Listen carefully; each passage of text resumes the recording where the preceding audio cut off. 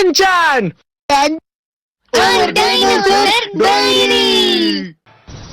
మిసాయి బంగారం, నా కొలీగ్స్ ని పార్టీకి తీసుకెళ్తానని ప్రామిస్ చేశాను. దయచేసి నా వాటాలోంచి కొంచెం ఇవ్వవా? ఛాన్సే లేదు. ఇంకా మీరు నాకు జీతం కూడా ఇవ్వలేదు. ఏం మాట్లాడుతున్నారు? అది నాకు తెలుసు అనుకో, కానీ మాట ఇచ్చాను, అందుకే. నా దగ్గర డబ్బు చాలా తక్కువగా ఉంది. రోజు రోజుకి ఖర్చులు పెరిగిపోతున్నాయి. జీతం కొంచెం పెంచమని మీ బాస్ని అడగచ్చు కదండి. ఇవ్వాల్సిన జీతమే సరిగా ఇవ్వట్లేదు, పెంచమంటే పెంచుతారా ఏంటి? సరుకుల ధరల్లాగే బయట ఎండలు కూడా బాగా మండిపోతున్నాయి. అది కూడా నిజమే.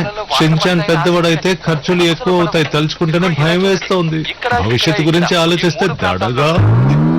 పెద్దవాడినైతే నా మొహం మీద జుట్టు వస్తుందా ఏంటి? షిన్చాన్, నీ వయసుకు తగ్గట్టు మాట్లాడమని.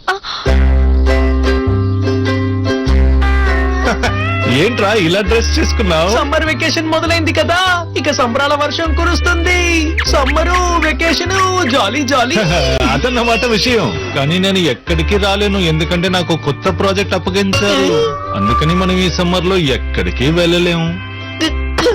5 ఏళ్ల తర్వాత కనీసం ఈసారి నా సమ్మర్ వెకేషన్ ని బాగా ఎంజాయ్ చేద్దాం అనుకుంటే చెడగొడుతున్నారు. నేను బీచ్ కెళ్ళాలి, నీళ్ళలో ఆడుకోవాలి, అక్కడున్న శాండ్ తో శాండ్ క్యాసిల్ చేసి ఒక పెద్ద వీరుని అవ్వాలనుకున్నాను. నాకు కుదరదని ఏం రాయాలి? ఓ, నీ దగ్గర పిక్చర్ డైరీ ఉందా షిన్చాన్? అయితే నువ్వు ఒక పని చెయ్యి, నువ్వు ఇందులోనే హోంవర్క్ చేసేయి. స్కూల్ ఉన్నప్పుడు హోంవర్క్ చేస్తున్నాను, లీవులప్పుడు కూడా హోంవర్కా?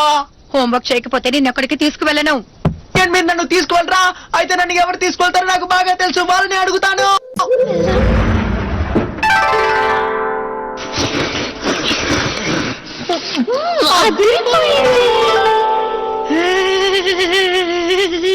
నీ సైజుకి తగ్గట్టు ఆశపడాలి, లేదా వయసుకు తగ్గట్టైనా ఆశపడాలి. నన్నుకో ఈ సమ్మర్ లో అబ్రాడ్ కి వెళ్లి హోమ్ స్టే చేస్తానని చెప్పింది కదా, వెళ్ళలేదా? 5 ఏళ్ళ నా సమ్మర్ కళ ఇలా అయిపోయిందేంటి? ఆలస్యమైంది, నేను బయలుదేరుతాను.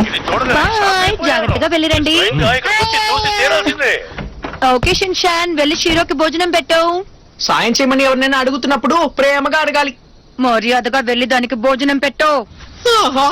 చిన్నపిల్లల చేత పని చేయించకూడదంటే వింటున్నారా? హీరో వచ్చి బ్రేక్ఫాస్ట్ తిను. ఏంటి వీడు ఒకడే వాకింగ్ వెళ్ళిపోయాడా?